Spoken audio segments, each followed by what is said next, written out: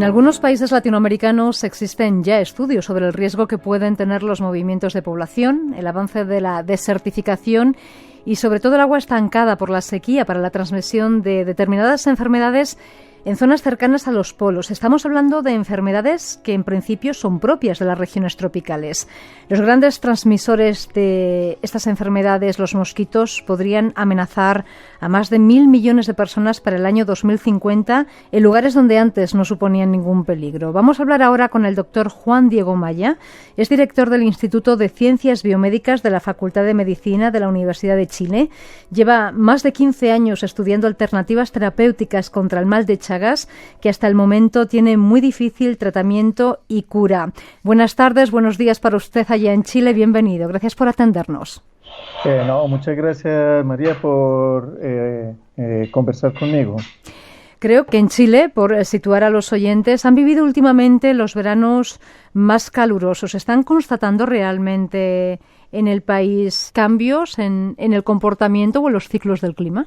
Efectivamente, hemos tenido no solamente unos veranos muy calurosos, sino que llevamos más de 10 años de una sequía verdaderamente prolongada que ha hecho disminuir significativamente las reservas de agua, avanzar a lo que es la zona desértica del norte de Chile hacia la zona central, lo que está cambiando no solamente algunas situaciones de comportamiento de las personas, sino también la incidencia epidemiológica de algunas enfermedades, particularmente el comportamiento de algunos insectos que son capaces de transmitir enfermedades.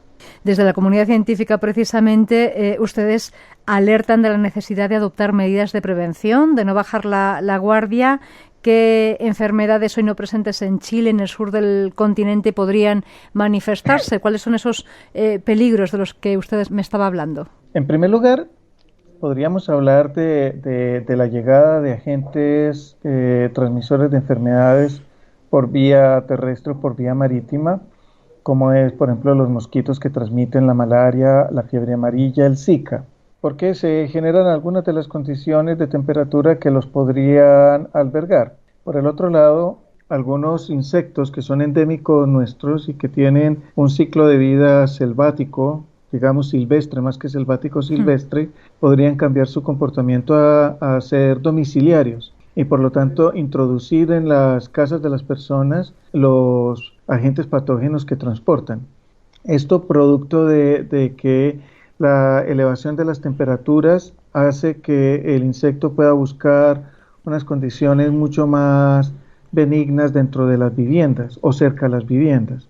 Esto es particularmente importante para la transmisión de la enfermedad de Chagas, porque la vinchuca, que es el insecto que normalmente transmite la enfermedad, es de características domiciliarias, pero también tenemos insectos silvestres que también portan el parásito y que están entrando a las viviendas buscando evadir el incremento de las temperaturas.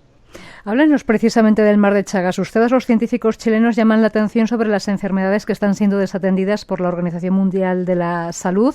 El mal de Chagas es una de ellas. ¿Cómo se transmite? ¿Cómo cursa? ¿Qué presencia tiene en Chile? Decíamos que desde el Instituto de Ciencias Biomédicas llevan más o menos 15 años estudiando alternativas terapéuticas contra esta enfermedad.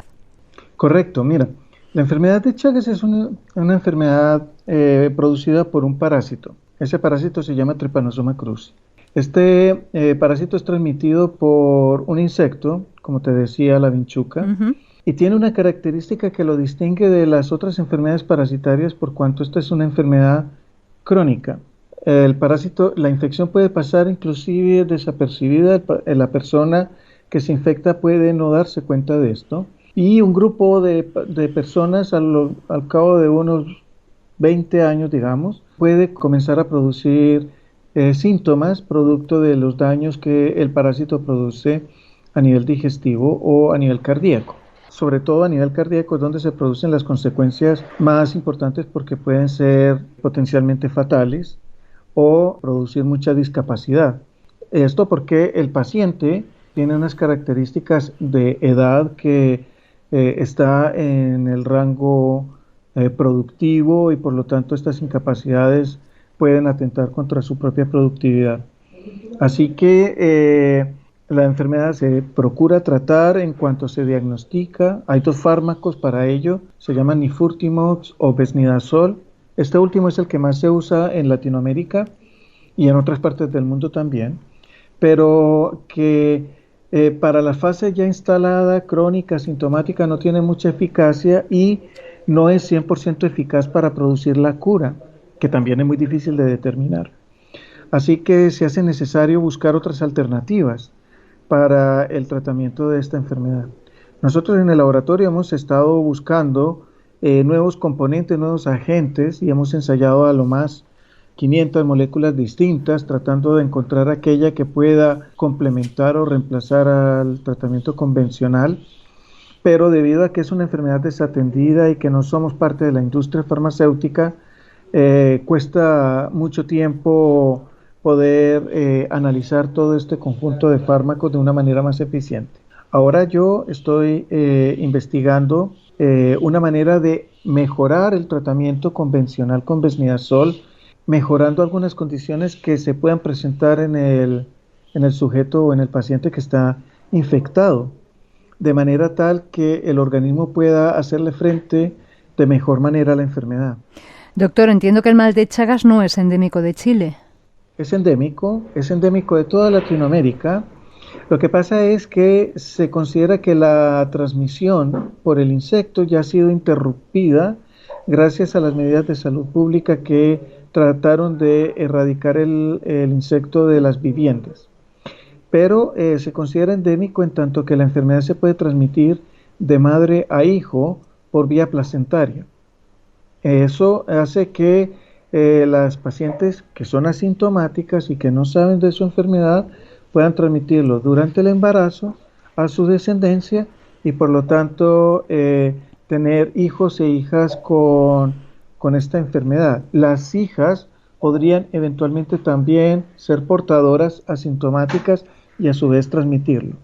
Además que si el paciente no sabe que tiene la enfermedad, puede eventualmente ser donante de sangre o de órganos, y si esta sangre y estos órganos no son adecuadamente investigados, podrían transmitirle al receptor también la enfermedad, que es lo que pasa ahora a nivel global, porque la migración desde Latinoamérica a países como Estados Unidos, Europa, Japón, Australia, los lleva a que puedan llevar su enfermedad para allá y transmitirla con estos medios, a través de madre e hijo, trasplantes de órganos, y allá no se hace sistemáticamente la pesquisa del parásito. Por lo tanto, se están empezando a ver un número significativo de casos en estos países que son considerados no endémicos. Se estima, por ejemplo, que en Estados Unidos hay más de 300.000 personas infectadas con la enfermedad de Chagas y que han estado transmitiendo la enfermedad a través de campañas de donación de órganos. Un número menor, pero significativo, se encuentra en Europa. Claro, le iba a preguntar precisamente que, por lo que veía en sus informes, la Unión Europea ya ha puesto el foco sobre el mal de Chagas, sobre esta enfermedad, no sé si sobre otras también.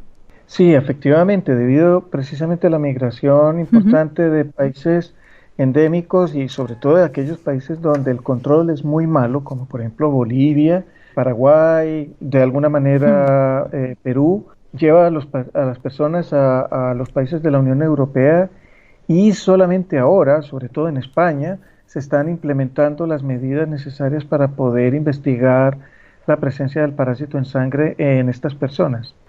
¿Qué son, doctor, las enfermedades que se dicen desatendidas por la OMS? Se denominan enfermedades desatendidas aquellas que no son de interés particular para, por ejemplo, la industria farmacéutica. Por el número de víctimas, que es menor a un número, entiendo. Exactamente. No hay la suficiente retribución económica para hacerlas interesantes. Por lo tanto, la investigación respecto de estas enfermedades prácticamente no existe en la industria farmacéutica, o incluso se han ido cerrando los laboratorios que antes estaban interesados en hacer investigaciones de esta manera. Por lo tanto, se hace muy complejo y muy difícil poder seguir haciendo investigación de alto nivel y a la velocidad que se requiere para poder desarrollar medicamentos para estas enfermedades. Enfermedades de Chagas, tuberculosis, leishmaniasis, tripanosomiasis africana, e incluso hasta la malaria, son enfermedades que podríamos considerar desatendidas. Y la malaria mata muchísima gente, creo que incluso el mal de Chagas, porque al final, aunque no sé si son 10.000 personas al año, no recuerdo ahora la cifra, pero bueno, muchas personas mueren por ello y por otras muchas enfermedades, claro. Efectivamente, en América Latina, de acuerdo al último reporte que conozco de la Organización Mundial de la Salud, mueren 10.000 personas al año exactamente por enfermedad de Chagas. Ese número es muy significativamente superior al número de muertos por malaria, porque la malaria que se transmite en Latinoamérica es una malaria que enferma pero que no mata, a diferencia de la que ocurre, por ejemplo, en África. Sí. Así que Trypanosoma cruzi es el principal causante de muertes por enfermedades parasitarias en Latinoamérica. La última pregunta que le quería hacer, doctor, ustedes inciden en la necesidad de prevenir, porque de cara a 2050 pues hablan de un riesgo mucho mayor ante estas enfermedades. El parásito que produce el mal de Chagas sí puede llegar por distintas vías también, por avión o barco. No sé si en países como Chile algunas de estas enfermedades tropicales podrían mantenerse también por las condiciones, pero hay una cuestión que me ha llamado mucho la atención cuando ustedes piden medidas preventivas y tiene que ver con el caso de mariscos, de pescados y, en definitiva, con los alimentos que vienen del mar, que pueden ser también una vía de contagio, ¿no? Por supuesto. A ver, los alimentos que provienen del mar no son reserva de parásitos como el que causa la enfermedad de Chagas, pero sí pueden ser causantes de otro tipo de intoxicaciones alimentarias cuando se produce lo que se denomina la marea roja. El marisco se contamina con una microalga muy pequeñita que produce una toxina que puede producir casos extremadamente severos de diarrea, en otros casos puede inclusive llegar a producir intoxicaciones que generan amnesia. En ese sentido, las condiciones del calentamiento global que cambian la temperatura del mar puede provocar migraciones de estas pequeñas algas, no son algas, son pequeños microorganismos que contaminan a los mariscos y por lo tanto alteran los sitios de cultivo de las almejas, de los mejillones, etcétera, y por lo tanto podrían constituirse en un grave riesgo. Y en cuanto a medidas de prevención, en Chile o en otros países se están llevando a cabo medidas de prevención frente a estas nuevas amenazas o ante la posible expansión del mal de Chagas y otras enfermedades. Sí, a ver, la principal prevención está en la pesquisa del parásito en los pacientes, sobre todo en los países no endémicos donde no existe el insecto que lo transmite. Investigar a las madres embarazadas, a investigar a los donantes de sangre o de órganos para detectar el parásito. Yo creo que esa es la principal medida, hacer un tamizaje sistemático y permanente. En los países endémicos lo más importante es mejorar las condiciones de vivienda para prevenir el alojamiento del insecto cerca de las personas o de los animales domésticos para cortar el ciclo de transmisión del parásito. Yo creo que el mejoramiento de estas condiciones puede ayudar significativamente a prevenir la transmisión de este tipo de enfermedad. Hay otras que son de más difícil enfrentamiento, como la leishmaniasis cutánea, la leishmaniasis visceral o la propia tuberculosis, por cuanto son insectos ya más silvestres, no tanto domiciliarios, y por lo tanto es muy difícil de prevenir esto, excepto en la educación y el diagnóstico precoz de las enfermedades. Pues doctor Juan Diego Maya, director del Instituto de Ciencias Biomédicas de la Facultad de Medicina de la Universidad de Chile, muchísimas gracias por haber estado hoy con nosotros aquí en Radio Nacional de España. No, muchísimas gracias, María, a ti por la conversación, ha sido muy agradable.